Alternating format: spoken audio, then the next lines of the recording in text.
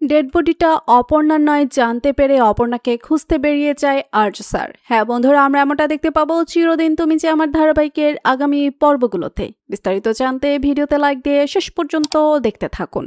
আমাদের আর্য স্যার অপর্ণার বাবা সতীনাথ বাবুকে নিয়ে আসে ওই ডেড বডিটা শনাক্তকরণের জন্য, যে ওটা অপর্ণার নাকি অপর্ণার নয়।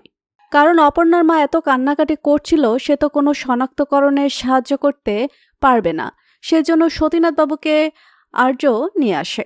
তারপরে সেই ডেড বডিটার মুখটা দেখার পরে অপর্ণার বাবা সতীনাথ বাবু এটা শিওর করে যে সেটা তার মেয়ে অপু নয়। তারপরে আর্য স্যারের দিকে তাকিয়ে বলতে থাকে, এটা আমাদের অপু নয়। আর্য স্যার, আপনি ঠিক বলেছিলেন, আমাদেরই কোথাও একটা ভুল হচ্ছিল। এখন আমি একদম শিওর যেটা আমার অপু নয়। আর এটা শুনে অপর্ণার মা সুমির মুখে এক গাল হাসি ফুটে ওঠে। সে হেসে বলে, সত্যি বলছো সতু? এটা আমার অপর্ণা নয় তো? এটা আমার মেয়ে নয় তো? এই বলে সতীনাথ বাবুর হাতটা জড়িয়ে ধরে সুমি, মানে অপর্ণার মা।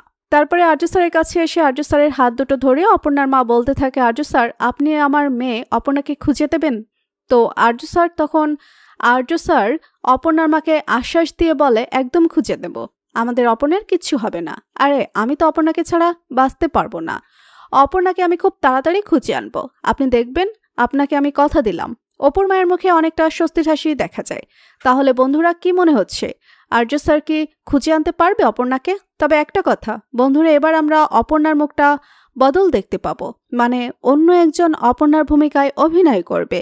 দিতিপ্রিয়াকে সম্ভবত আমরা আর অপর্ণা চরিত্রে দেখতে পাবো না। তো বন্ধুরা, পরবর্তী আপডেট সবার আগে পেতে সাবস্ক্রাইব করুন আমাদের চ্যানেলটি।